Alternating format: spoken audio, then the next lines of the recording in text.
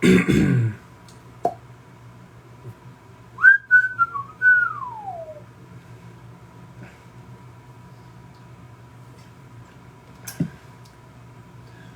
up, Gabe?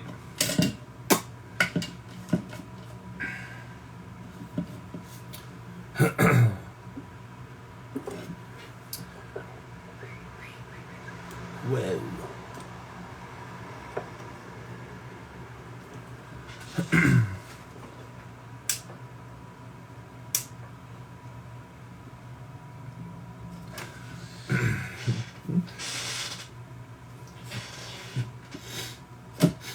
I wonder if the rest of the boys are going to be late. Here's Rick. Let me try to, alright, I'm going to try to add you here, guys. Oh, so invite.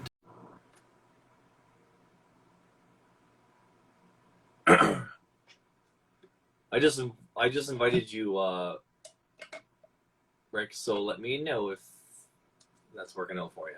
Sometimes it's kind of weird and it's just odd. I'm going to try it again.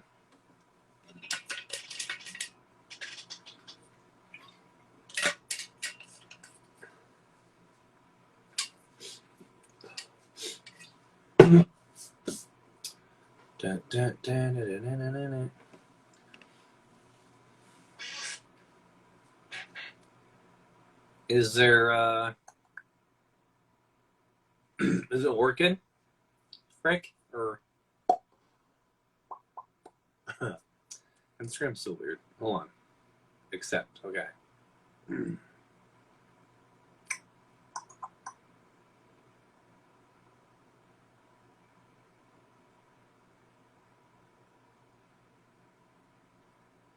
I've accepted 3 times now. It's still being a bugger.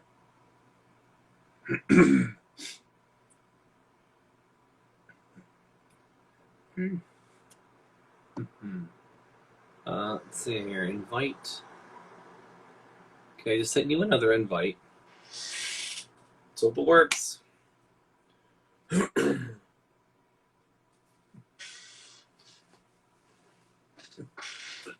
Looks like Josh is here. All right, Josh, let's try this.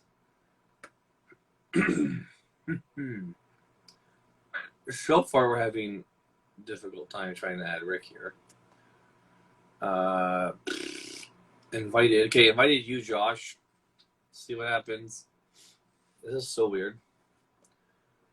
I just did this last week with Phoenix Tuesday, and it was like, okay, whoa. Here he is. What's up, man? The man, the myth, the legend. So Bob Iger is back at the helm of Disney. So in honor of his return, that's a good honor. I'm just gonna keep that right there. Yeah, you just talk and you just leave it like that. I'm so glad I can see that. This is the mask. That's the 2020 version, right?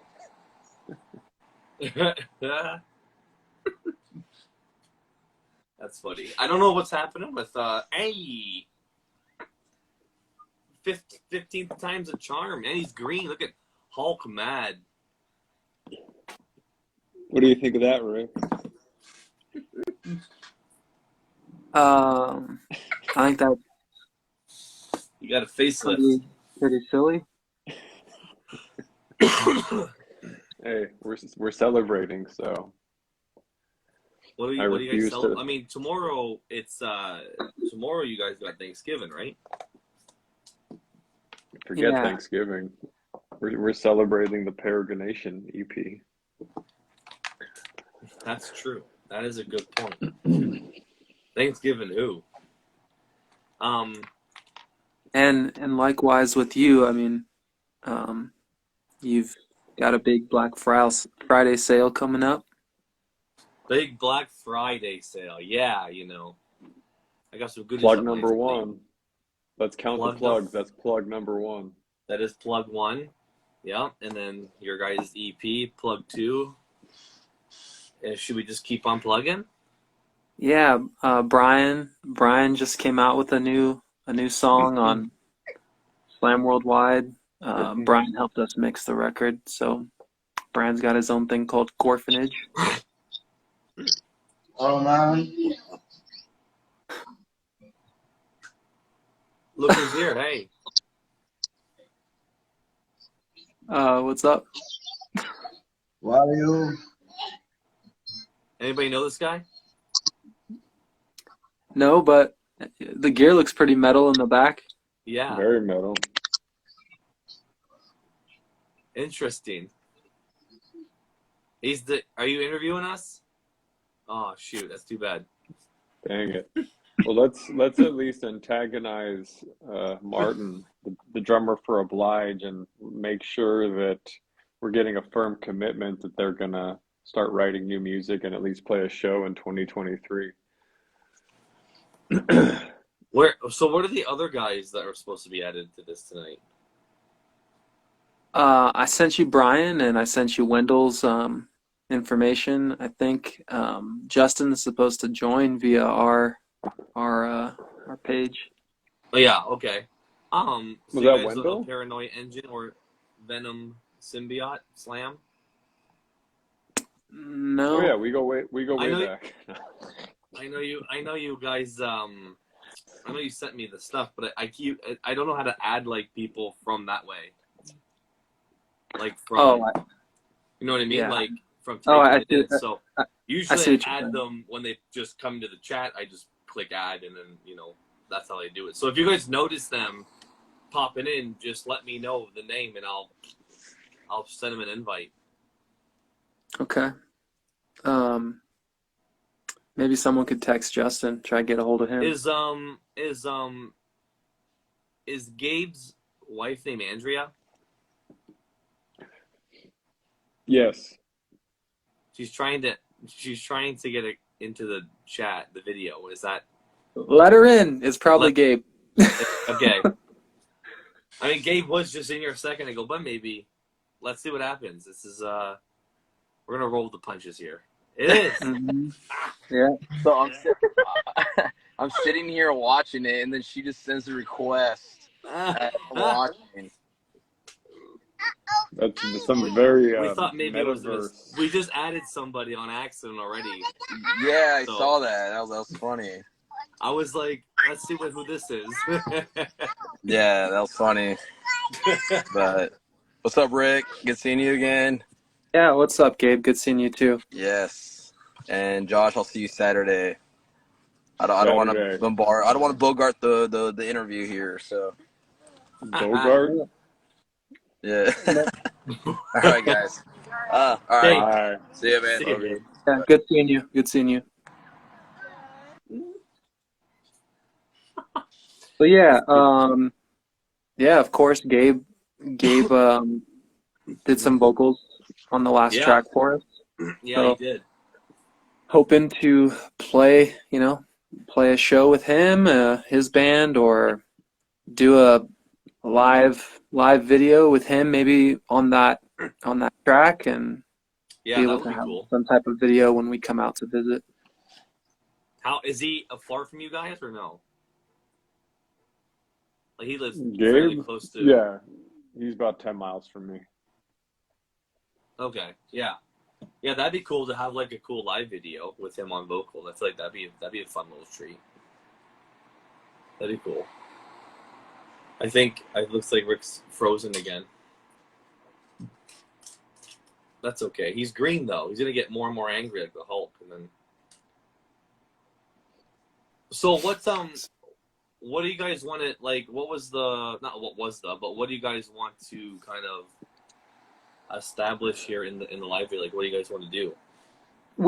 I just wanted to get Justin on and Josh on and people involved in this whole thing, since it's been a long journey, to just just say what's up, see each other in person. I don't know if a lot of people know, but we none of us live in the same state, so for us to have made this, it took a lot of phone calls, so we don't see each other often. So this was just for us to see each other, say what's up, and Yeah. yeah, maybe talk about I don't know, some plans for getting together and playing some of this.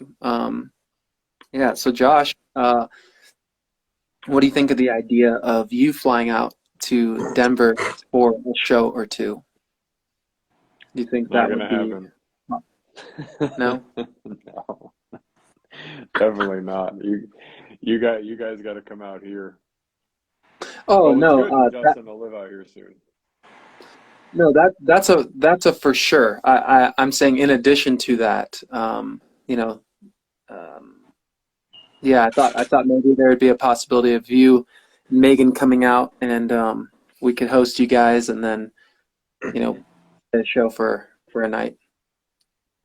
We're terrible house guests, man. Okay. I Come wear on. this hat to I wear this hat to bed. That's perfect. That's exactly what I think Rick and the gang want, anyways. Rick, how many Yeah. different changing gears, how many different mediums did we use to communicate in the process of recording the EP? So we used phone calls, text messages, Google Meets, Zoom, FaceTime, email, Instagram Yeah, DMs, Instagram Live. and phone calls. Yeah. Oh, So it and sounds like you answered the USPS. question. Well, I wanted to see if I USPS. missed something. Yeah, USPS, because we And had don't some forget stuff the going back stork. and forth. Don't forget the what? You guys had a The stork stork. come in too at one point, didn't you? Carrier pigeon. No production babies, if that's what you mean. Well, we used mail. We used mail a little bit too to get some stuff done. Yeah. Yeah, I guess it's been quite a little bit of an adventure, if you will. Yeah, starting with, Gabe mentioning, hey, there's a guy named Ryan who has this boutique label that puts out music, and yeah, I guess that was the beginning of, I guess, of really getting serious. I think Yeah, Josh and I and Justin had all spoken on several occasions before then, but right. yeah, Yeah, yeah, that's right. I remember that. I kind of forgot that Gabe, like, essentially, Gabe is to thank for all of this, really, if you think about it. Um, you know what I mean? Like he reached out to you, and I know when I woke up and I saw him asking if I'd be interested, I thought, wow, that's cool. He's hooked me up with a few other bands, so I thought, holy shit, like he really, this is exciting. So I guess the big thank you to Gabe because yeah, he kind of got everybody chatting again, get the ball rolling a little bit. So that's really cool. That's really cool that he kept me in mind. I thank him all the time, and I always make sure I send him a free CD or something because without him it wouldn't have happened, right? So no, it's cool. I'm glad it's happened. It's cool you guys came back for round 2 to do this new EP. And I love working with you guys. It's fun. So Justin's already cranking out new music. is he? Yeah, which he's probably doing that right now, which is why he's not on. Right. But Which is okay. yeah, yeah, we have 3 other. I think we have 3 other tracks that we hoped would be on this, would have been an album at that point. Right. Yeah, so we've got some other things that for next year, outside of playing in Southern California. Yeah, So next year, basically on the Torn Within table, will be shows and some more new music. Is that fair to say? yeah, I think my focus is yeah, preparing, and planning to, you know, talking to other bands, trying to put, a show together. Yeah. Hopefully more than just one. Justin has a really unique idea, since he's a drill instructor, and he'll be living in California again here shortly. He wants to set up a show at the Marine Corps base there in Oceanside. Yeah, okay, so Justin just joined, so you can add him now on Torn Within. Hey, speak of the devil. Excuse me. Okay, let's see here. But go ahead. Don't stop talking there. Feel free to. Yeah, so that's just a cool idea.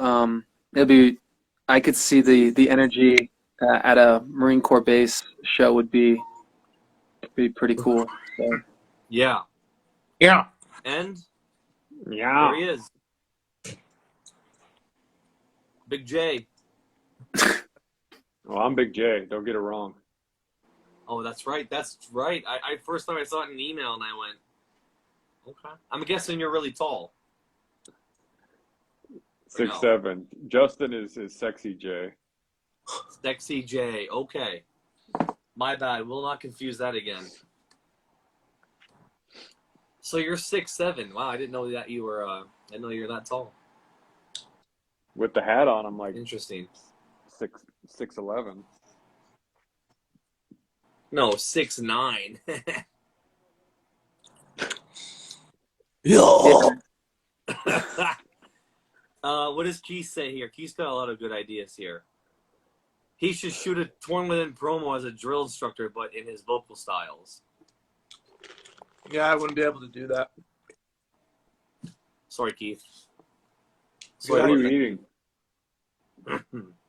Pork rinds. So you're eating plastic. Got it. I couldn't even read it. What was it?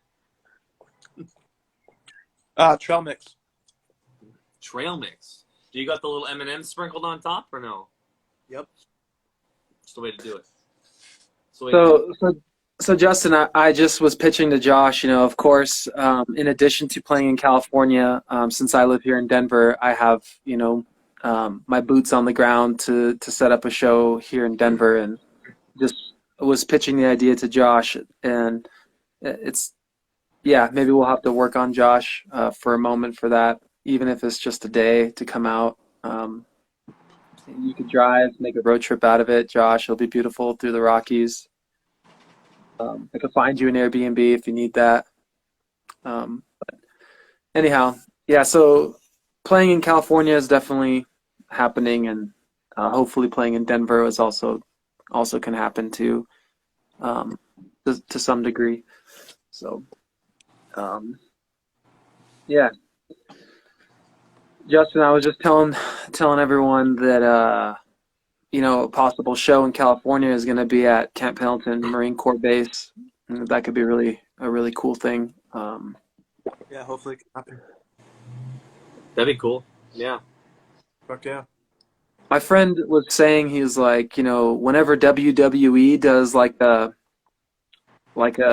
production at a base, whether it's like overseas or whatever, that all the wrestlers interviewed afterwards, they all said that they're like, those productions are so intense because, the audience brings like another type of energy to the show. And so like we all, would go extra hard or extra crazy, I guess.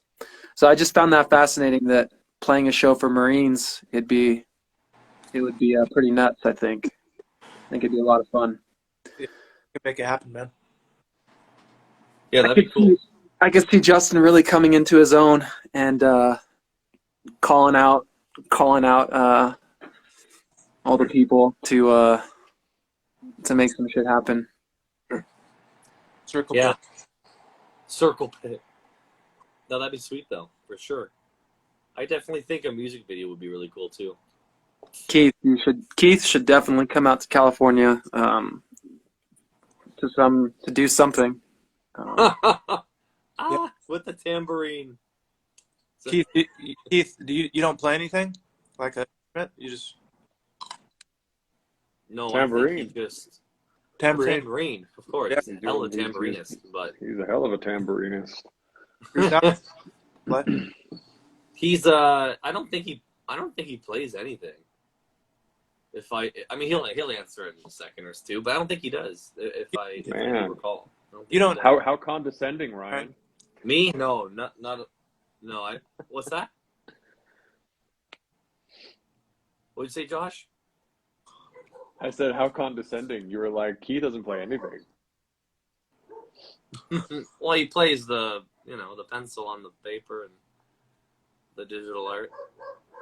I wasn't trying to be condescending. I was just saying I'm trying to think of like we've been talking the last couple of years, and I don't think we ever had that I'm just messing conversation. I around. don't think he's ever mentioned it.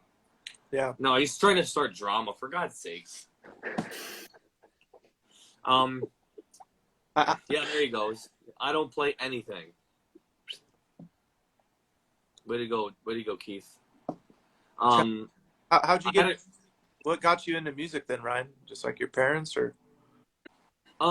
Yeah. So like when I was younger, my parents were really into like my dad was like big like CD collector, and he had a lot of like he was always introducing me to like Kiss. His favorite band was Kiss and stuff like that. So and then my mom was a huge like country fan, so that was always playing. So that's kind of I guess what introduced me to that stuff. Garth Brooks and Old Shania Twain and Alan Jackson, and stuff like that. And then yeah, there's a Canadian kind of like MTV, but it was a Canadian same thing as MTV, but it's called Much Music, and they played music videos all day and shit. But that's how I kind of got into. Is that similar to Finger's Ball? No, it was more of a broad thing where it played a lot of different genres. Like MTV had like, you know what I mean? They played like, new metal, everything from like Nelly Furtado to like Slipknot, you know what I mean? They played just music videos and stuff. So that's how it was like a Toronto based station. And so that's how I kind of got my foot in the door with like, seeing like music videos from Deftones and, Slipknot, Wait and Bleed. I remember seeing that for the first time. And that's kind of how I got into the heavier stuff, and then Slipknot was the gateway drug for you. Honestly, I think my first CD was White Pony by Deftones, as I bought because I saw a Back to School music video. So I think that's what like opened the floodgates to like heavier stuff. And then one thing on the high school, I dated a girl that was into like pop punk, so I got really big into like Blink-182 and like Newfound Glory and all that stuff. And then the floodgates. And then when MySpace came, that was just a game changer. Hey, Gabe. That's where, like, hey, Gabe or Josh, someone get a hold of Chris and see if Chris will join our video chat. Chris. Which Chris? Gregory or Garza? Garza. Yeah. Let's go ahead. What's his handle again? Let me add him. He's in England right now. Oh, so perfect. It's like probably midnight? like 7 a.m. Yeah, we'll give him a call. Do you think he'll be okay with that? You try. I don't. Yeah, I don't think he'll care one way or another. But yeah, right. Europe. That's all right. We'll work on that guy. Not England. Europe. Are they on tour right now, or he's just out there? I think they're on tour. Oh. Hey, Gabe. Gabe, what was the band that got you into heavy music? Throw down. Depeche Mode. Tears. Tears for Fears. Every answer is going to be Union 13. Guaranteed. He might be right. While he's typing out his answer, what about Rick and Justin? What are your little introductions? I have an older brother who's 6 years older than me, so when I was in elementary school, he's like in high school, and I remember creeping into his room, just listening to whatever he would listen to, and so Black Sabbath being one of them, and he introduced me to Master of Puppets, and okay, that's cool. And then I just started listening to a lot of Slayer. Yeah. A lot of Slayer.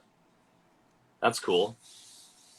So is that kind of, so what influenced you to like kind of get that sound for like when you worked with Suicide Silence on the EP? Like what was the rotation in that era of yourself? I listened to at that time. I was listening to a lot of Dying Fetus. I listened to a lot of Bleeding Through before then. I was still listening to a lot of Slayer. Slayer is definitely very influential. Between the Buried in Me's first, I guess they call it an EP. I think it's 8 songs too. Oh, their self-titled one. Yeah. Before Silent Circus. Yeah. So that was really heavy to me. I never owned it, but there's a group in Southern California called Wrench, and Justin and I were really big fans. We did listen to a lot of Throwdown, and the first hardcore band I think I listened to was Disciple AD and Point of Recognition and Shockwave. That's cool. So that kind of influenced just like some of the hardcore parts that right. I found. I just found like, the 2-step hardcore parts, it's like people love those parts. And I was like, how can I incorporate that? And that's what I started doing in Torn Within. And really, when I joined Suicide Silence, I was just doing the same thing minus the hardcore parts. So right, I see. Okay. Yeah, that makes sense. Yeah, 2-stepping was like, I don't see it as much as I do now, as I did back then. But back then, I feel like everyone kind of always. It was like a get super hype part, Yeah, like exactly. I feel like it was more. That was like a pre-breakdown. Then I feel like the mid to late 2000s, it was like who's got the heaviest breakdown, and then and then I feel like that kind of fizzled away too. But 2-stepping, yeah. Gabe says Mitch's vocal influence was Wrench, which you guys told me to listen to a while ago, and I completely blanked. I still haven't yet, but every time you guys talk about him, I go, oh, I need to listen to him because it sounds right up my alley. So I really want to give it a whirl. But yeah, Cannibal Corpse was something I listened to a lot. That's one band I feel like I could never really fully get into. I don't know why. I don't. Yeah. What's that? You said what about Cannibal Corpse? You couldn't really get into them? Oh, I couldn't. It's one of those bands I feel like I should have been like really into, but I just never could fully like jam them. Like I put them on and I go, it's okay. Like there's some parts. There's some really really sick parts, and a lot of our favorite bands, they wouldn't be here if it wasn't for like Cannibal Corpse. So. Oh, for sure. Right. Yeah. It just there's a few bands like that I just feel like are so big. And respected in the scene but I just find myself I just doesn't really tickle my fancy, but that's one of those bands I always give them a listen, but I always go I'd rather be listening to something else kind of thing. 18 Visions 18 Visions was a big influence for all of for Justin and I. California had a heck of a scene, like especially like different parts of it, but like a lot of good bands came from like that whole like little circle of 18 Visions, Throwdown, Treyu, Bleeding Through, like Trustkill and Ferret guys. The good old days, man.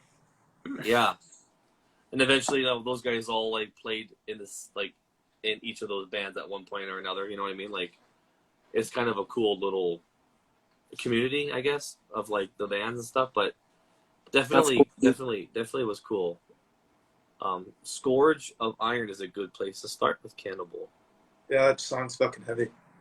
Just watch the movie Ace Ventura, and Cannibal Corpse does a little cameo in there. Song that they play, that's a good starter. Yeah, I watched Ace Ventura last week at least 4 days in a row. So it's a good movie. I love that part. Is Greg here? Thank you. And the guy's just like headbanging. It never gets old. It's so good. What's the password? Yeah. New England clam chowder. Is that the red or the white? Never remember that. Yeah, that's too good. Too good. The classic. What did this? Oh, that's Josh. Josh is typing. He's not talking anymore. Oh, I'm Please talking. just start a music blog. Yeah, I remember when Gabe started a band camp. He was uploading all his demos and stuff, and then I feel like people started ripping him apart for like not paying the artist, the couple bucks he was charging for like his time of scanning and everything. And I think he got rid of it. I could be wrong. It could still be up, but I'm sure he'll reply back. But I remember that because that's when I, finally got the old Final Burden stuff and Mitch's old band. What was it called again? Dying Dream, right, or something. I think he uploaded that Dreams. stuff too. Dying Dreams, yeah. So he uploaded a bunch of cool stuff, but I think when he was sharing in the groups, a bunch of cool people tried to put him in his place or something. But I wonder if that's still going. Probably not, but it's gone. Okay, I thought so. I think that's why he got rid of it. I could be wrong. Correct me if I'm wrong, Gabe, but I'm pretty sure. I remember people hounding you about uploading that stuff, which is too bad because I feel like that's, you know what I mean? Like, you're archiving it. You're giving people stuff that they can't really find. You know what I mean? You have a lot of stuff that no one else has. Why not, share it? You know what I mean? But Well, I've after PayPal suggested fees, to Gabe for, yeah.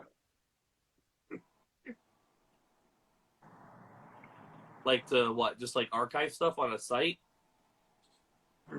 Oh no, I've suggested that he actually either write or start a podcast because if you give him any band name, he'll have an opinion about it, and I would argue a substantiated opinion with lots of history and context. So yeah, but Yeah. Yeah. I think it would be I think a podcast would be really fun if he just talked about the scene back then, showcase some of his, I know he's got a lot of relics and, you know what I mean? Did something cool like that. That'd be fun. Or even just a written blog. That'd be fun. That would be good times. But also Bandcamp really because it wasn't a label. Interesting. Okay. Justin, did you sell your house today? No, I had 4 showings yesterday, 1 today. No offers yet. So Where are you moving to? Oceanside, California. Oh, okay. So you're right now in Arizona? Yes. Okay, so you're moving back to California. Okay. That's cool. Fun. Okay. For how long? For good now, or just for a good chunk of time, or? For at least the next 3 years. Not bad. Yeah. Flipping some Torn Within shows? So I'm hoping, man. We're all hoping. So you're hoping? Yeah. There's another band that just kind of started. I don't know if you guys heard of it, but Manitomb. Yeah. Okay, so it has Jake, the old guitarist from Carnifex, early Dead in My Arms era, their first, their first actual album. And he's also another little band called Her Demise, My Rise. And then the vocalist was in another California band called A Black Rose Burial, which is pretty popular in the scene now, with the whole revival and stuff. But they just dropped a single a week or so ago they're called Manitomb. But that'd be cool to kind of link up with those guys because they're also have some history as well. Yeah, I think some of those Carnifex guys are from Fallbrook. So yeah.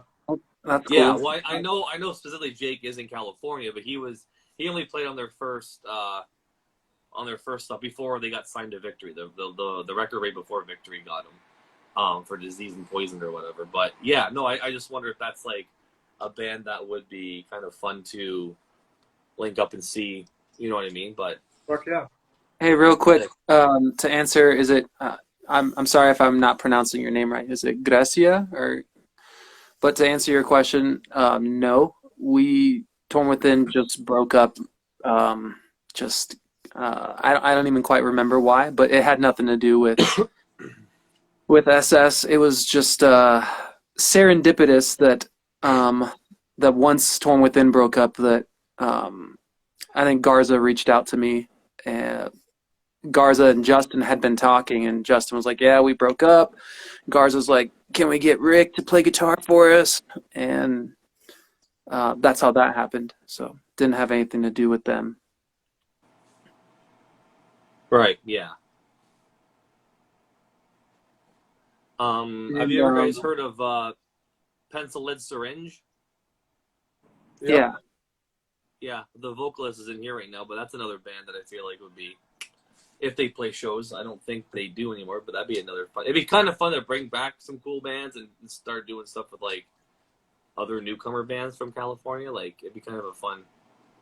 It'd be fun. I'm excited to see what happens either way. That would be cool. Josh, please share with us who you have been, I guess, thinking about playing, setting up a show with. Sure. I'm hoping Oblige does get back together, and then I'm also excited to play with David and Nick from Gutsaw, because they're doing a lot of stuff right now. To quickly answer another question there, I think this being revived is totally Justin spearheaded this whole thing. We had been at it. Justin and I had been out of touch for a while, and Josh and myself had been out of touch for a while. And I have a twin brother. I think my twin brother gave Justin my phone number, and we started talking again. And Justin started sharing music, old Torn Within songs that he was re-recording. And I think I mixed one of those and mastered it. And Justin's like, "We should really do this." And at first it was like, "Oh, just Justin and I." And then I was like, "No, we should have a real drummer, add that flavor." And we also thought it would be cool to just really play on this story that Josh and I were former members of SS. And Josh and I felt like, in 2005 we wrote some good songs, and as everyone knows, those songs have been re-recorded by SS, and so it's like, oh, people really like this stuff. How about we do it again? And for anybody who doesn't know, what are the songs that got re-recorded for SS? Well, the first one was Bludgeoned to Death. That Josh and I, Mitch and Chris and Bodkins, I think we just recorded a demo, just that one song. And with the band who recorded us was called Blood Stand Still. So we recorded that one song. And then after that, we recorded the 2005 EP, and that had About a Plane Crash on it. That had Swarm. That had Ending is Beginning. Tears? No. There was one. Then we re-recorded a song that was on Suicide Silence's 2004 demo, which was before myself and Bodkins, and that was Destruction of a Statue. Right. Okay. I see. I think I might be missing one song, but yeah, those were the songs that we wrote together in Garza's garage. Yeah. Garza would be coming home from work. Josh and I are working on some parts. Chris opens the door, walks in, and we're just like, we might be playing something, or we might have just finished playing something, and Chris has just got the silliest look on his face because he's like, "Holy shit, what the fuck was that?" That's pretty wild though. That's fun. So you did all at his garage, basically, in Garza's garage? Yeah. That's really cool. And this was, and Mitch was involved, or this was before him? No, Mitch was there from the start. Yeah, okay. So you came in after Tanner left. I think it all kind of happened at the same time. I think Tanner and Little Josh was the, I want to say the the one of the founding members of Suicide Silence, or you know. Yeah. Okay. So Little Josh, Tanner, and then also I can't remember the bass player's name. Josh. I think Big they all Mike. kind of left. Big Mike. So they all kind of left at the same time, and then another Big Mike came and joined Suicide Silence. Watkins. Yeah. And meanwhile, I think Justin at that time was like, I don't know, starting Marine Corps life. Okay, so you started like way back. Yeah, I've been in. That's cool. For how long? Sorry, cut off. 15 years. 15 years. Wow. Yeah. Crazy. Yeah. That's crazy. I had a question and it just escaped me. Trying to remember here. Oh, well, how about, speaking of Watkins, has anybody when's the last time you guys talked to him, or did you guys get any sort of, have you guys been able to reach out to him at all? I talked to Bodkins like at least 2 to 3 times. Yeah, he might. I don't know if he's that interested to play live with us. He's got other things now. I mean, he still has badass bass equipment and a badass bass, but I don't know if his heart's there or if he even wants to put in the effort. So it's up in the air. Okay. We'll So see he's kind of like retired from music at this point. He's kind of he doesn't play at all. crazy. Hey, Does he ever mention why? Like, is it just like SS kind of like, you know what I mean? Like, got to warm down, or was it like bad blood, or? Not really bad blood. He just has a life outside of metal. Yeah. So did he have that during his time in SS, and kind of just like his life just got too like, you know what I mean, like too busy, or like I don't even know why he left. I don't know the real story, so I don't want to speak. Oh, okay. Yeah, he's got a wife and he's got a job now, and that's basically, and he golfs and shit. Still a good dude. Still metal. He golfs, eh? Nice. He's a golfer. Yeah. Yeah, What's this? I would never picture that. Please shave your beard. Your chin probably hasn't seen the light of day for 10 years. Yeah, that's true. That actually been longer than that. I think I've had a beard since I was 18, so it's been like 14 years, but yeah, it's probably very white. So it sounds like there's some people maybe who are in this watching from Canada. Yeah, I know Canada just played today in the World Cup. I thought Canada looked amazing. I'm sorry that they lost, but I think it's going to be great. I think they're going to come out of the group stage. So, anyways, Go Canada. Yeah. I don't follow any sports anymore, so I don't even know what's going on. But I find Canada never wins, so. But we're nice, so that counts. So Justin, Keith's got a question for you if you want to answer it. What do you think are some of the biggest misconceptions about military? Well, I can't speak for the other branches, but for the Marine Corps, I think a lot of people's perception is that we're just a bunch of fucking meatheads. But that's really, there's so many talented people that I've met that are kind-hearted, humble. A lot of people might think that we're evil, which we are, but there's a lot more to it. I mean, at the end of the day, our mission is to kill people. So, if people don't understand that, I get it, but that's. But as far as misconceptions, I don't know. I'm not really sure. I've been a Marine for the past 15 years. I haven't been a civilian, so I don't really talk to a lot of civilians except for Rick, obviously, sometimes. But All right. Okay. yeah.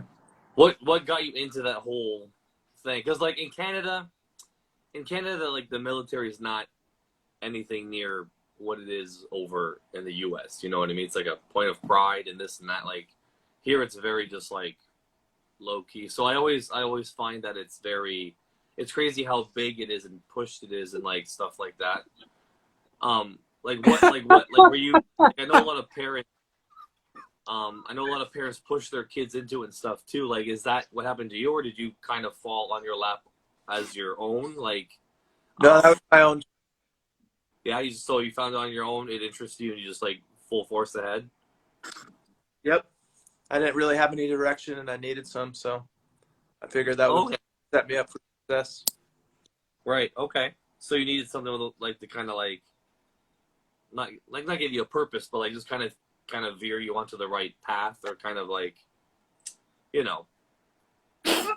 I'm laughing because is that your brother, Josh? Or who is that? Who is that asking? That's big dog Gary Stanionis, the freaking killer drummer that took me under his wing after I left Suicide Silence. So he's giving me a hard time. Who the? Come on now, Trick Pedal. Get the hell out of here, Trick Pedal. Yeah, so sorry. This is why I was laughing. I'm sorry. I kept reading these questions and I couldn't help but feel the humor that was in the question. So there's always that one guy. Even though I last interview with See You Next Tuesday, there's always this one guy that was just like ripping off like little funny questions, and then I would just laugh. So, okay. So we have a question here from Gracia. I'm sorry, guys, but in a crazy fan of band members. What do you all play in Torn Within? Which I guess we should have done in the beginning. So what does everybody play? Name. I play Trick Pedals. that's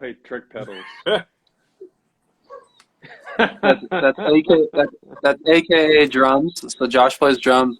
Justin plays everything but drums in this band, anyways. So Justin's singing, playing guitar, and recording bass on the Peregrination EP. And I was playing guitar and bass as well. When we play live, I'll play guitar. Justin will sing. Josh will play drums. And, you know, we hoping to recruit Bodkins to play bass and anyone, if not Bodkins, then someone else. So. And at that point, you'll have more original members than the actual Suicide Silence band. Yeah, to some degree. More or less, right? What's her That's name? cool. Jay on? Great. That's the handle, but that's Gracia. Hey, thank you for being a fan. We're real. She's the one that runs the YouTube channel Slaughtered, which I talk about with you guys. I think she uploaded Archive of Sins too, right? I think. But anyways, she's the one that has like the YouTube channel that does all like the cool. Yeah, thanks for the support. Appreciate it. Yeah. Yeah, she's a big yeah, she's been like uploading like she has a blog too where she puts up like music and stuff to download and stuff from all like these hard to find things. So she's pretty cool. Did I butcher her name? I think he's talking about me. I don't even know what I said. Well, I think I copied you then. Yeah, so I butchered it and then you re-butchered it for perfect. I don't know how to say it. I say Gracia. That's a good band name. That's a good band name. Rebutchered. Rebutchered. You guys should have a spin-off band. Like we already do. Josh and I already do. We do cover Cannibal Corpse under a band called Deathgorium. Are you serious or just playing? If you go back to MySpace 2004, our account was heavily trafficked or it was heavily populated. I don't know. Josh is in the kid. Posting new music. I'm coming in late. Huh? Yeah, so Gary, Josh. these are the boys that we've been writing and recording music with. So yeah. Rick was in Suicide Silence with me, and then Justin was in this band Torn Within before Suicide Silence, and then they reignited a collaboration under that band name. So here they are. So boys, Gary Graybeard Grows, after Suicide Silence, I went and took lessons with him. So that's the fun. Out in Palm Desert, yeah? No, Gary is in Cucamonga, Ontario area. So this is 2006. Um, yeah, I love when people ask what I did after Suicide Silence. I went and learned how to play the drums. Um, and yeah, Gary's a freaking insane drummer. Look him up. Look up Gary Stanionis on YouTube. Just Thanks, Gary. stupid drummer. And by so is he stupid, he basically like knows a what I mean mentor by for that. you? He still is, in many ways, not just drumming, but the wisdom that he provides, and he's just someone I look up to, and yeah, man, I love looking at his picture at night as I fall asleep. You don't play trick. Get Nice. out of here, fool. You don't play So do you trick. have like a little blow up doll of him with a mask, like or like a poster of him on your wall? You know, I do have a poster of him. Yeah. Um, when he was signed with, I Is can't it remember the name of the drum label that he was sponsoring him at the time, but they were doing posters of him. Yeah, it's really, I've kept that thing pristine, you know. Well, it's worth So, some coin. It's worth some coin now these days, right? I'm sure it is. Yeah. Does it have his Herbie Hancock on it too? Why are you green, Rick? yeah, this is just Hulk mad. no, this is like my little mixing studio, and I just prefer the like Whoa. these different colored lights rather than using the fluorescent light above me. Just feels more comforting, and yeah, and you know Do you for the do you feel comments too of referencing Hulk. yeah, I know I keep beating it to death. I'm sorry. No, that's all good. Do you feel better when you're green? Is that like a comfort color to you? I also when I was in school, I worked a lot at night in a studio, and part of that ambiance was like a blue light in there, and I think a green light. So I'm just trying to recreate that feeling. So, I see what you mean. Okay. and you know, if someone comes over here to record vocals, I don't like to blast the fluorescent light on them. I just, you know, they walk in usually somewhat blazed, and they're like, "Oh, vibe is right." So, Okay. So you so got the yeah, you green know, lights for him. and there's that purple one there, but yeah, just something more low key.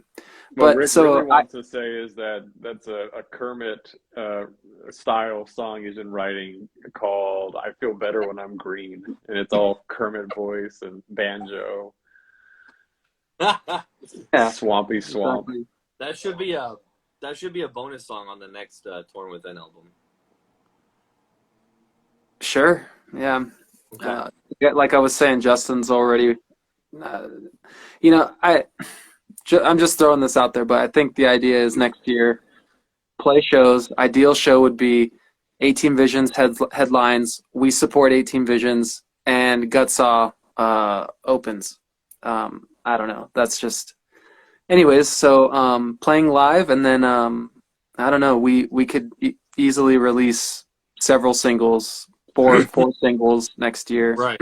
because we already have three that we're really close to making the Peregrine Nation. That just didn't quite. You know, we're all busy, so yeah, we could finish those up, and then Justin has just music he's always working on. So. He's a busy man. What is Keith asking? Rick, do you still... I can't read the question anymore. Rick, do you still run for hobby or exercise? And Uh, then there's another question too, just under it. But you answer that first, and then we can rip into the next one. I run because it's good for my mental health, so it's somewhat of a necessity for me, to be quite honest. And I'm also playing soccer, so I run for that too. I played soccer for a long time in my youth. Justin runs his ass off, obviously for Yeah. work, but yeah. So I think we have that in common, Justin and I. And Josh? Oh, I'd get Where are you running smoked by to? these two guys.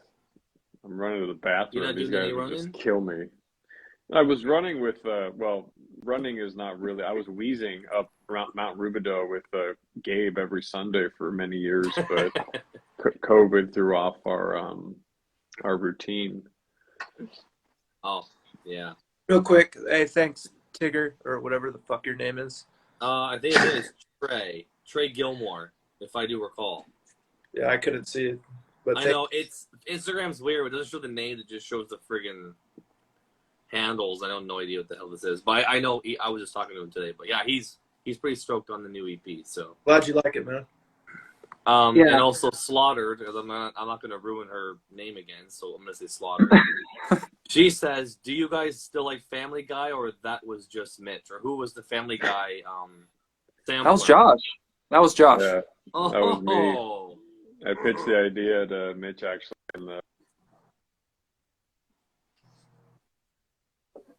about dropping these in, and he just started laughing. We both started laughing our asses off just thinking about our favorite clips, and we got a sampler. Actually, he bought the sampler, the first sampler we ever used. He bought, and then he destroyed it on a stage. Which is right here. Yeah, it looks just like that. Yeah. Yeah, we were playing a show at Horgy Barwang. Bought the next one. But yeah, that was an idea I pitched to him one night when we were just cruising, and he liked it, brought it to the group, and I don't remember if there was any opposition or if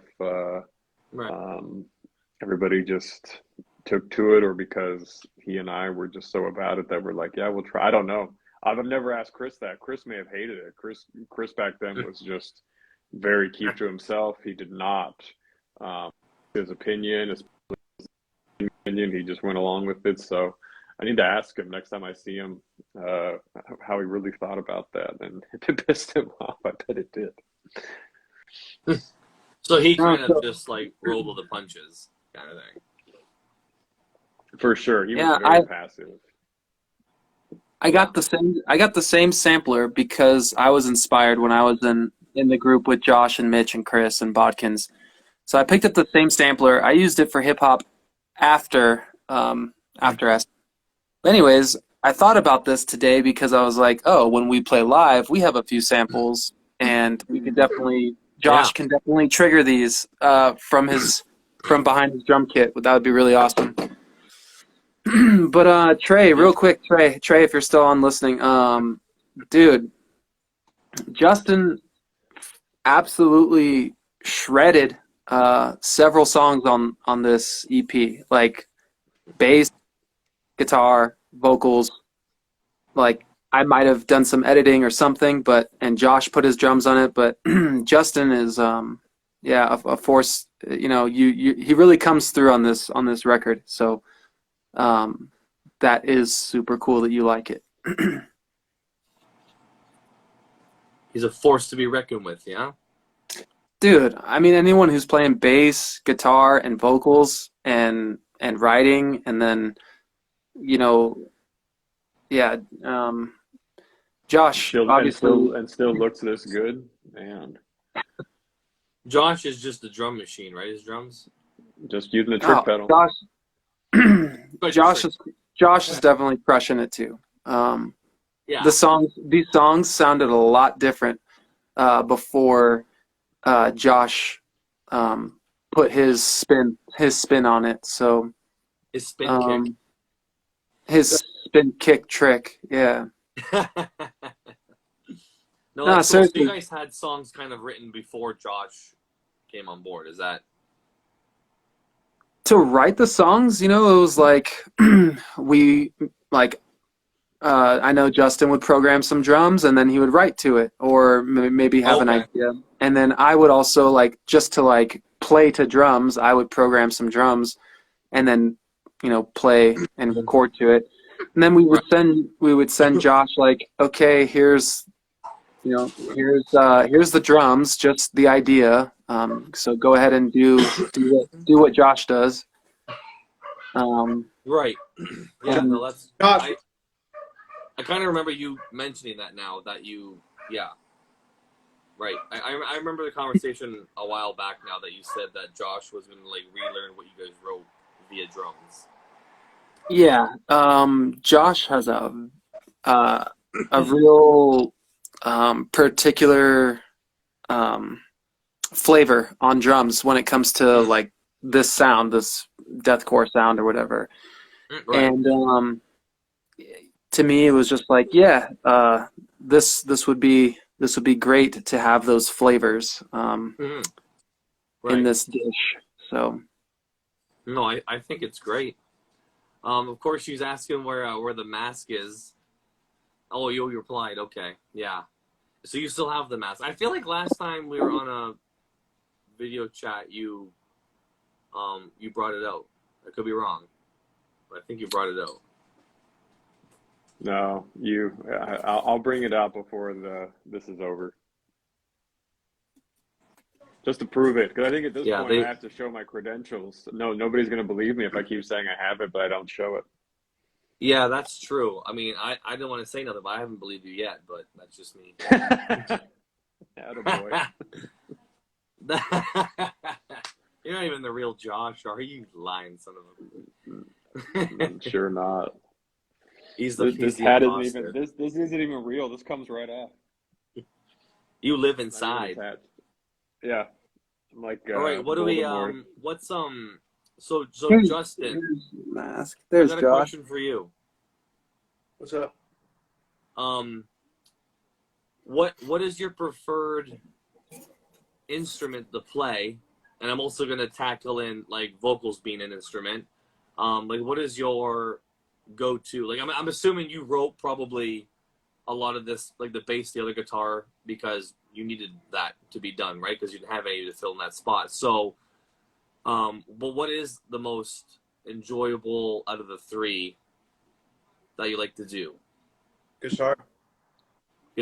Okay. Yeah. So would it be like guitar, vocals, bass? Yep. Sounds about right. That's cool.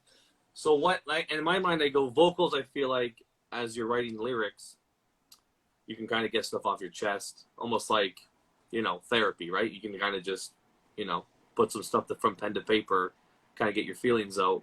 Do you find, like, I'm a little shocked that vocals is number one, because I feel like that's something that, like, a lot of people, I think, find therapeutic, is to write lyrics. But at the same time, do you find is it therapeutic to write guitar riffs and write bass lines and stuff? Is it the same? Do you get the same out of it, or is it a whole different thing for you? To me, guitar is more therapeutic. Like okay.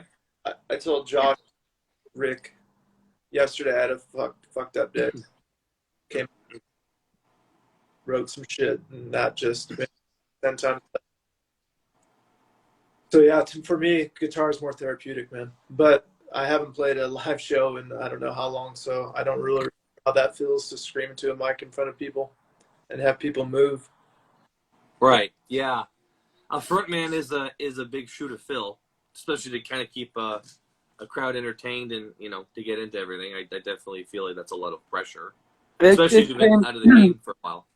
It came pretty naturally to Justin, and part of that frontman thing is like his job too. So, he's always screaming.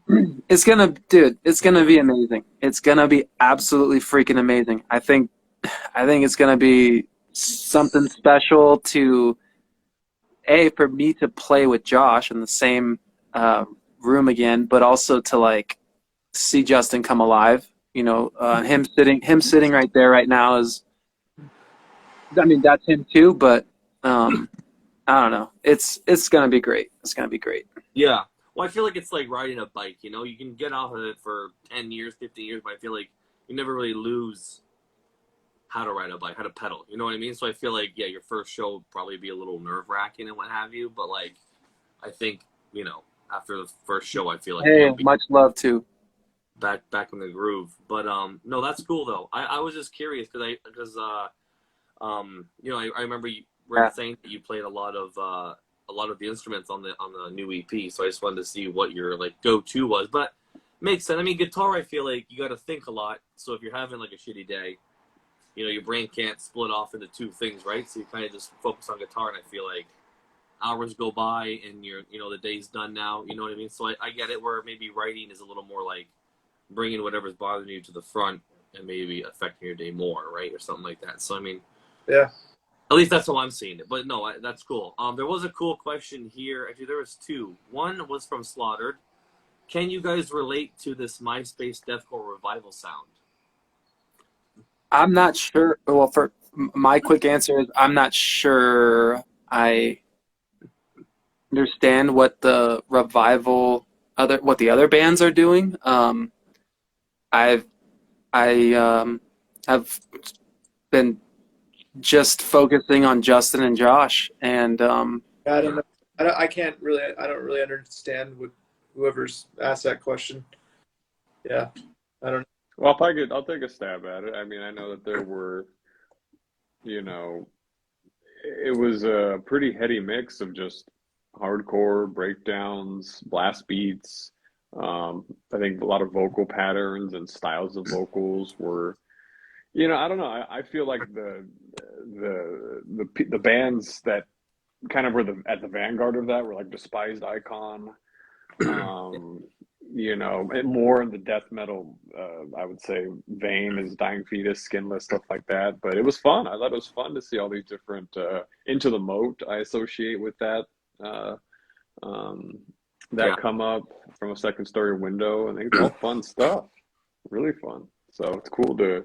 I don't really know any From a modern. second story window. I couldn't. Yeah, I couldn't name a new like act that's trying to now, but I know that I enjoyed it at the time for sure. well, there's a lot to keep up with for sure. Again, the Torn Within in general was like we always tried to, like I was saying, throw in like hardcore parts, throw in death metal parts, throw in Slayer, fast circle pit parts. Like we were always meshing all those different bands that we liked together. Right. And we,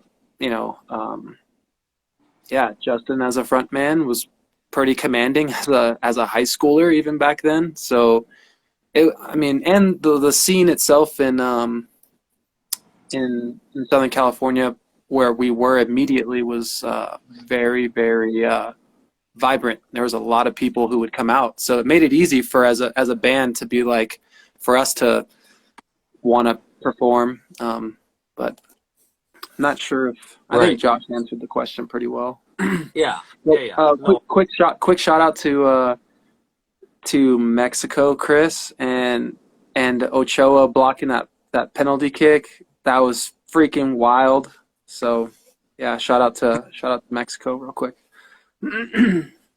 So Trey's got a question. Can y'all talk about why the two members left Suicide Silence and how y'all met Mitch Lucker and how it was working with him? Which I know you kind of touched on before he jumped in, so he obviously missed it, but if one of you guys want to just maybe give him a quick little rundown, maybe. That's I think I have a shorter answer. Torn Within and Suicide Silence were already playing shows together, so Justin and I and Torn Within and Bodkins, we knew of Suicide Silence because we played shows with them, and we're like, wow, who's this band? They're tuned really low. What is all this about? And then, so that was how we met, and then, like I said, when Torn Within broke up, Garza reached out, I joined the band, and then I started hanging out with Mitch all of a sudden because I'm in a band with him and hanging out with Josh quite a bit. I wasn't friends with Josh before I joined the band, so became really good friends with Josh, hung out with Mitch quite a bit, and we went to a lot of shows together because Showcase Theater was close by. We did some hooligan things too together, but yeah, that's how I met him. And then after we recorded Bludgeon to Death and the 2005 EP, I was a student at UCR, and I was also running track and cross country. And we had just, gotten Jerry Clubb to be our manager. We had shot the MySpace video that I guess had gotten pretty big. We had played Northern California, we played Arizona, we had played some, gone on some short little tours, and for me it was like, oh, this band is blowing up, and naturally I saw my departure coming because it was like, well, I can't go on tour during this quarter because I've got classes. My parents were paying for school, so I felt an obligation to stay that course, and so I left the band on my own terms, and then in comes Mark. So that's how that happened. So yeah, go ahead, Josh. So what was the question about just leaving? Why did you leave, and what was it like working with Mitch, and how did you know him, I guess? Okay, Yeah. so three-pronger. So it's working backwards then. We had a disagreement over just very varying things. It was just getting our first overseas tour booked was becoming too demanding on me. I think touring is a great thing for a lot of people. It's definitely not for me, especially not getting on aeroplanes and flying over large bodies of water.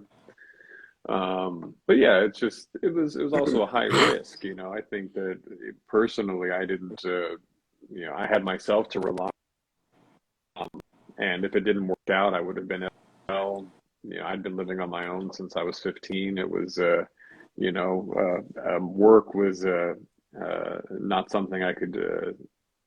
How would I say? I relied on work for sure. I'm sure everybody does to their own, in their own way. But I think at the time, most of the guys in the band were still living at home. I was not. I was living with I lived with Mitch for a little while and his dad, but I wasn't. I hadn't lived with my parents for several years at that point. So. But yeah, it just didn't work out. Working backwards, writing with Mitch, doing shows with Mitch, it was an up and down thing. Like we all have our ups and downs. I mean, as a front person, friggin' no comment there needed, in terms of his energy and his talent. As behind the scenes, definitely. Had our fun times together. Met him in elementary school, second or third grade, somewhere around there. And then we didn't really hang out a whole lot until high school. And then at that point, he was doing a band called Breakaway, and then a band called Dying in Dreams. And then he joined Suicide Silence to be the second singer with Tanner. And then when Justin, the original drummer of Suicide Silence, left, who's actually... I don't know if he still plays, but that guy is phenomenal. He left, and then they invited me to play, even though I'd only been playing drums for probably 6 months at the time. So it was a really bad idea. Wow. I told Mitch it was a bad idea to have me play drums, but he said, "No, man, just go fucking ape shit. No one will care."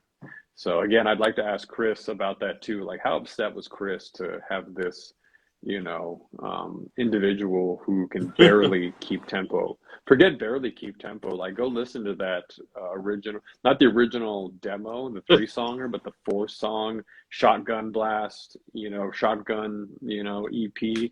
Try to make it through that EP. Try to listen to those 17 minutes. Whew, rough.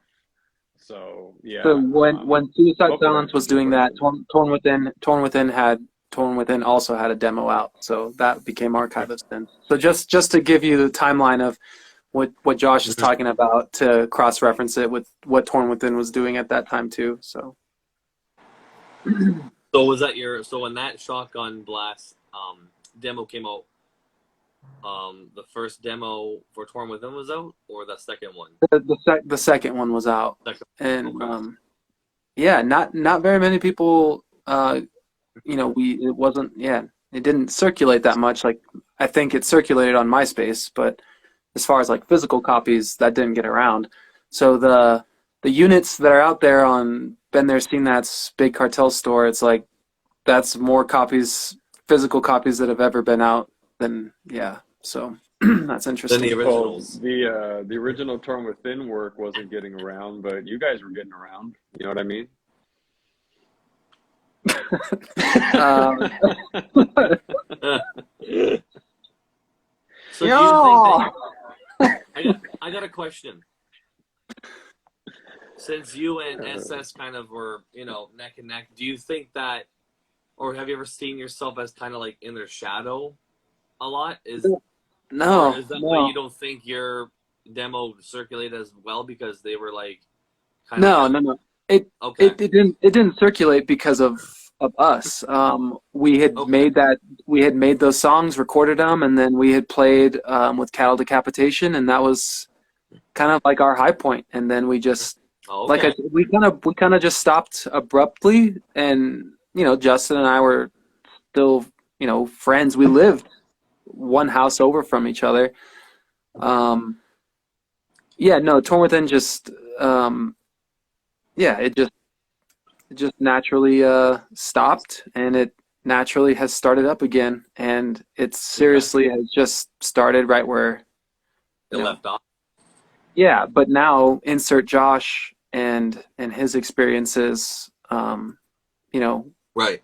to our music. So yeah, it's So been do you freaking do you a blast. think if like what would the sound be if Torn Within stayed together and then wrote a whole full EP or a full album or another demo? Do you think it would be drastically different than what you guys put out last week? No, it would. I think it would sound like that. Then again, it's hard to say because when I joined Suicide Silence, that heavily influenced what I was playing. Like Okay. Chris, I believe Chris or Mitch told me that like, so this is what we want. That we want just. It wasn't anything specific. There were some words used to describe what they wanted, and to some degree it was like things that Justin and I had already been doing, minus the hardcore parts, minus the two-step parts, minus the you know just you know minus those parts. So this EP sounds, I mean, some of it sounds like um Suicide Silence in '05, and um what Justin brought to the table was like uh modern Torn Within. I mean, Yeah. The Wicked Man, Spirit of the Flesh, and Slaves to Her Beauty. That's freaking all Justin on guitar and bass and vocals, and then Josh playing drums. So that's modern Torn Within. It's just really cool that we were able to have this unique blend of songs because outside of those three songs, the other songs sound a little bit different. So Yeah. Yeah. That's what I like about this new release is that it's got a lot of I guess variety. I guess variety is a good word. Like it's got a lot of variety. It's got Crypsis has completely different vocals than a handful of the other songs. You know what I mean? Like there's just I find it just has a nice, it's almost like a roller coaster, but it still all is like cohesive, if that makes sense. Like you oh get a little it's like getting like a platter dish from like a bunch of different restaurants. You know what I mean? Like you like but it's hard to explain, but like I'm not good with explaining things, but you know what I mean? Like there's a lot of variety on there, and I feel like it doesn't make people get bored. It's not the same chug chug breakdown. You know what I mean? Like it's and got different vocals and that's what Torn Within was, though. Like we're not right, doing anything. We weren't forcing anything on this. Literally, right, Torn Within sounded. We did all those eclectic sort of things. So right. Yeah. No, you definitely switch. I mean, from the old like archive stuff to now, it's definitely a jump into like a cool direction. So I feel like back your older stuff obviously is a little more, a little more straight, metalcore, deathcore kind of stuff, right? Where here I feel like there's a lot more experimentation, if you will. so real quick, Gabe, when we play that song live, maybe we'll have like some Mighty Boss Tone sample to start that song off for you. Yeah, yeah. Whatever skanking you want to I whatever mean, skanking music you need. the words got the name has scat in it. You guys should have done some guy to start scatting into it, like Jonathan Davis from Korn. Just a nice intro, and then just break down into something heavy. For sure. No, that's cool. I really enjoy the new EP. I can't wait. They said they're going to be in end of this week, and tomorrow is already Thursday. So I'm hoping they get shipped tomorrow and come in Friday, because I'm just dying to see like the artwork, because I love the artwork. I really do. I love the crazy colors, and they're so bright and like vivid. I just want to see it in like real life and have him, Oh, have him. yeah. I can't wait to see him. But yeah, I don't know. I'm excited. I'm definitely excited. And we sold quite a good chunk of the signed ones too, which is nice. Really? So real quick, here's that band photo of just like it was literally just pieces of paper that weren't glued together. Yeah, Oh, okay. there's Josh there. So kind of You interesting basically to cut everything out and kind of collaged it together yourself. yeah, I had made a lot of collages during like that 0405 time, and so I thought like, man, we're not playing any shows, so I'm not making any of our flyers anymore because I used to do that. Okay. And so I was like, I want to collage something for the band, and I just thought that was kind of a different route to take for a band picture. So, Oh, but it definitely is. And I feel like a lot of bands don't do band pictures in their layouts anymore. You know what I that's mean? definitely an old school metal thing for sure. Like I look at the old like 2000 stuff, and I see like band picture, Boys in the Well, Remembering Never. Like everyone's got like band pictures, whether it's a live set or like a promo pic. But yeah, I definitely thought that was cool, like a cool spin on your average, band metal picture. metal bands in the 80s, like Oh the back of their vinyls always had like a single shot of each member, and yeah, I don't know. This is just kind of a modern take on that, right. but Josh worked behind the scenes with different programs to create the artwork that's there. So, and then Justin also like has artwork and people he's reached out to that people haven't seen it yet, but yeah. So it's yeah, everyone's been kind of chipping in with different images No, that's cool. That's fun. So for sure.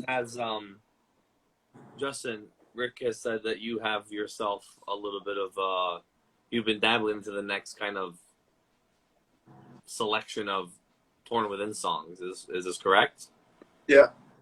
And where are you finding inspiration from already?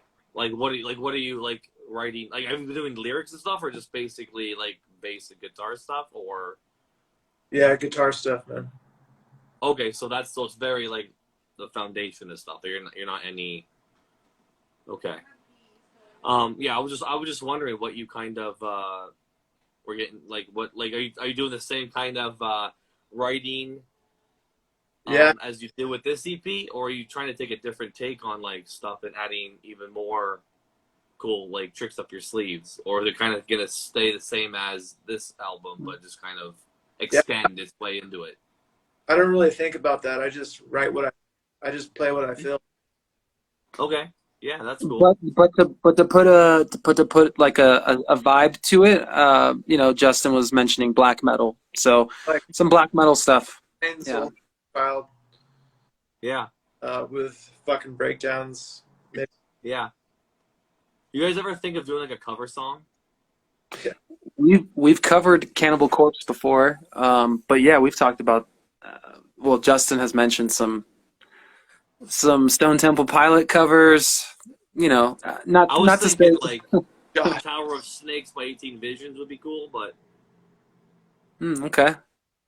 but that's just me. I just feel like it'd be fun. But I just wondered because I thought it'd be kind of fun. If you guys do another release or something, to have like a cool bonus song, a hidden track, Easter egg, and it's like a cool cover of something, something exciting, right? Because I've had a few bands do that where they put in like a bonus song and it's like a cover. Josh, is there a song that comes to mind that you would be like, you don't have to die on the hill with the song that you name, but is there just something you'd be like, that'd be cool? To cover? Yeah. Oh, Them Bones by Alice in Chains. You laugh, but we could do that even heavier. Dead serious. Dead serious. I mean, 18 Visions just covered that song. Oh. Really? Send me the Well, link. you guys boy. do it too, and then you guys can have like a Who Wore It Better competition. Song. There you go. Gabe nailed it. Gabe's got it. Bobby McFerrin's Don't Worry, Be Happy, death metal style. Yeah. Yo. Hey, boys, I gotta jump off. Song. I have a prior engagement that I committed to. Thank you very much for hosting this, Ryan. As always, you're a very, very sweet guy. Keith, thanks for jumping on. Love you guys. Have a good night. Enjoy. Yeah, love you too, Josh. Love you guys. See ya. Thanks for coming in. SS covered Alice in Chains. I don't remember that shit, but maybe. I remember them covering Engine Number 9 by Deftones. Yeah, there you go. Yeah. But I don't remember Alice in Chains, but that could be maybe just like a live thing they did, which I wouldn't. Keith is late to the game. We already went through this, Keith, but that's okay. We'll humor it. He says, do you guys know any of the Orange County scene guys? Keith, Barney, Brandon. Yeah. I feel like Justin. Did you say you knew one of those guys or no? No, I've talked to him just online or over the phone, but no, I don't know him. I think Gabe knows a couple of, but I don't. Rick. Yeah. No, right. Yeah, definitely don't know them personally. We've been at shows with those guys, and they've been like right next to us, but don't know them personally. Just really was inspired by 18 Visions, Throwdown, and really inspired by their music for sure. So yeah, and we played. Torn Within had played in their neck of the woods in Orange County. So right, yeah. I thought that'd be cool. It'd be cool to get like one of those guys to guest vocal on a future Torn Within. Actually, we were hoping for that. Yeah, for the EP you guys put out. Justin had the idea of like what if Keith Barney mixed or mastered a song. That was kind of the thing that we were hoping for, was like, well, let's reach out and see if one of them will work on our album to some degree, just so that A, so that they could hear our music, and B, because they've been doing their thing for a while, so why not add your flair to our songs that have some of that sound. I mean, that would be. So did you guys ever reach out and just it never happened, or they weren't interested, or? It never happened. Never happened. Yeah, maybe next time. Yeah, no, that would be that, like, to get like Keith or like that'd be wild. Does he ever do features? I don't even feel like I mean, maybe back in the day, but I don't really hear what you may call it. I don't really hear James do a lot of guest vocals. He did a couple recently with some I don't know if Gabe knows, but he did some Orange County band. If you just Spotify James Hart, it's on there. Forgot what the band's called. Oh, okay. Pretty fucking sick. And to answer Keith's question, never saw Throwdown with Keith, but never saw Throwdown with Keith. Definitely saw 18 Visions with Keith playing guitar. That's cool. Oh yeah. Gabe says they wanted Keith, but the next best option was me. Yeah, We wanted the king of Inland Empire hardcore, but we got the prince. Ooh, I love that. I love that. Hey, Gabe, that is a compliment. That is awesome, and it has a nice ring to it. The Prince of That's good. IE Hardcore. Yeah, yeah. That's good. That was Hey, good. That was good. Tyler.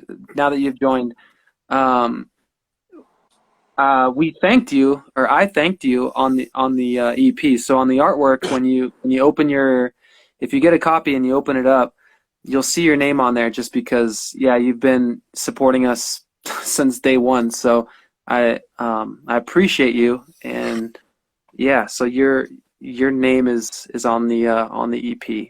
So thank you. Is it? I never knew that. Yeah. That's wild. He's gonna have a field day on that.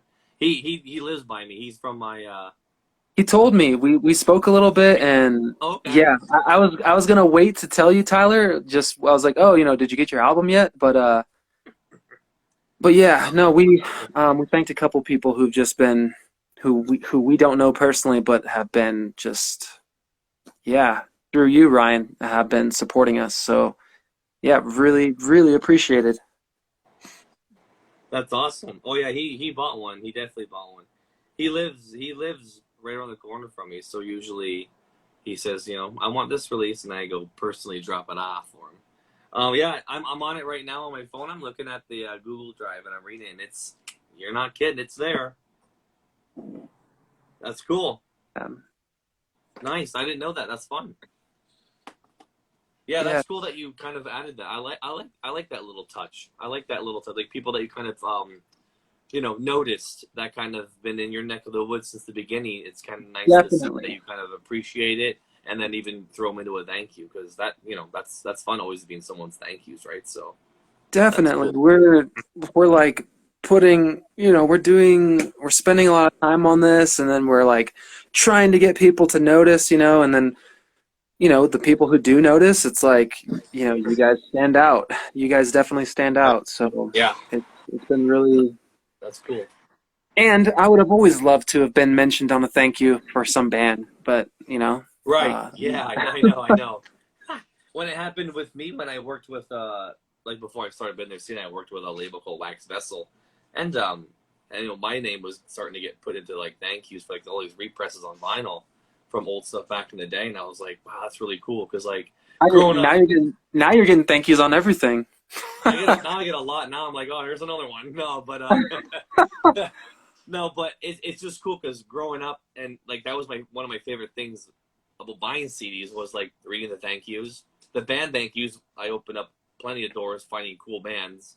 You know what I mean? So it's always fun to see, and then it's cool to see people thank like bands you didn't expect them to listen to, or people you knew, or something like that. And then you know what I mean. So it was always kind of fun. So now, like, other side of the fence, when I'm actually in a thank you, I go, oh, that's really cool, and I feel like, yeah, I don't really ever get used to it. I Hey, never Smith. tell bands to add me, but there's a lot of bands that don't put me in their thank yous. They go, here's this big thank you, and I'm not in it at all. And part of me goes, well, I just paid for everything, but it's okay. Well, you're in ours. Okay, Smith. No, I know. Hey, Smith. There's a question for you here. For someone who wants to get into Elvis but doesn't know where to start, what would you suggest? Watch. Elvis. If someone wants to get into Elvis, what would you suggest to them? Like, what would be the first couple songs you would mention? I don't even know where to start, man. Yeah, I would say probably the comeback special for sure. Is that the name of an album? The Yeah, Comeback Special? after he did all Okay. the movies, he came back, and he didn't perform live for like 9 years. Then he came back, and they did like a TV special. But at that time, there were only like 4 networks on TV, and it was like played on all of them. And just he did all of his classics. He did new ones, but yeah, I would say anywhere from like 68 to 71. Those are his good years, and his voice is just fucking awesome, and his live stage presence and charisma is fucking. I would say the best. No one can. He's a cool motherfucker. Good old Elvis.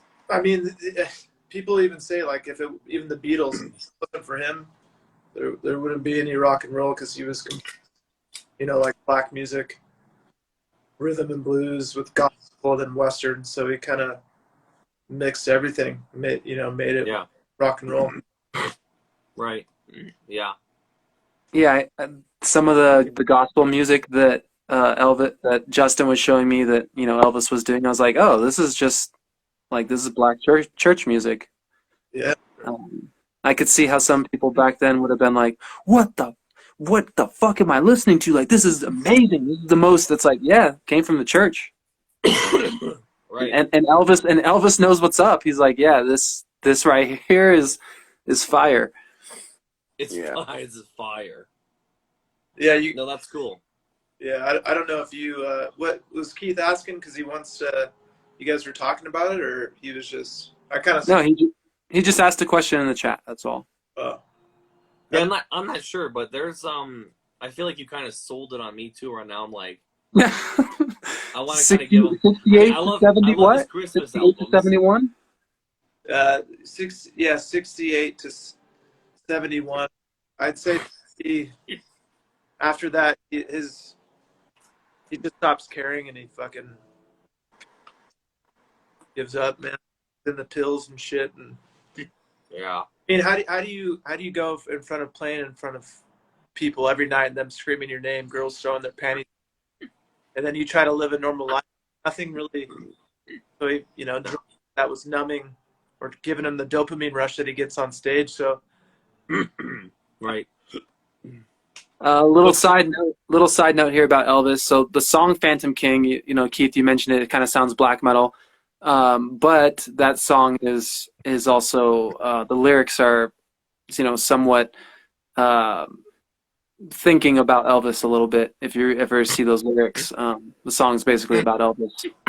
Yeah. Oh, that's cool. It's. You guys remember the 18 Visions song? That ain't Elvis playing the piano. Starts off with like the clip with introduction from like the 1950s TV show of Elvis. Yeah, I just thought that was fucking badass.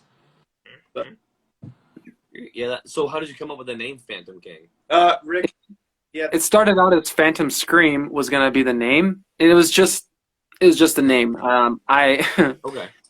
Since you asked, it started out as Phantom Scream because I was hearing phantom cries from my kids. So my kids are like just one turned 1 and the other one's 2.5, and I watch them full time. And I'd put them to bed and I'd be down in the studio and I could swear that I'm hearing them crying. And I go upstairs and there's no cries.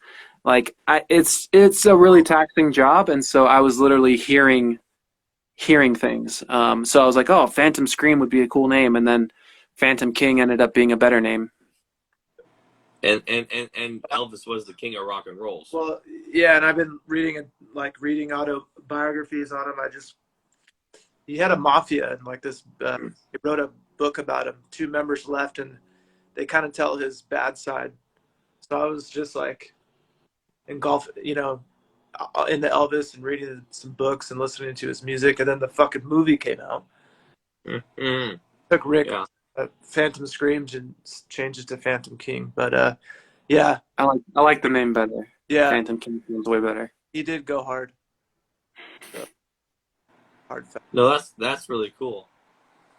Did you enjoy I haven't seen the movie, but did you watch it, Justin? Yeah, man, I really like it, man. Yeah, that's cool. Hey, Chris, is Chris still in this chat? Still watching? Which one's that? Is that the guy Chris CWG? Yeah. Or Jay? I don't know.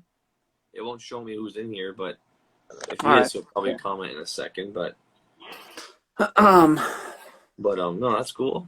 And Josh left. He said he was going to show the mascot before he left. I have a feeling that Josh, when we play, yeah, Chris. So I have a feeling that when we play that he's gonna rock it. I mean, I think. I mean, him. On a drum kit, playing live at hardcore shows, metal shows. That's him. So Chris, yeah, I'm really glad you're on, and yeah. So So who my, is this Chris guy? um a homie since day one. He's grew up with Cool.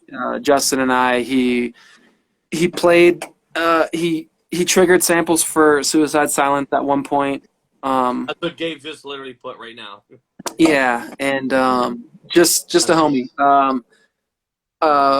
A white dude who speaks fluent Spanish because he lived in Mexico for several years. It's funny when you meet Chris, you're like, you don't speak Spanish, and he's like, and then he starts speaking Spanish. He wasn't that like America's like second language? I mean, not a lot of people speak. No. Well, no. Right. Sorry.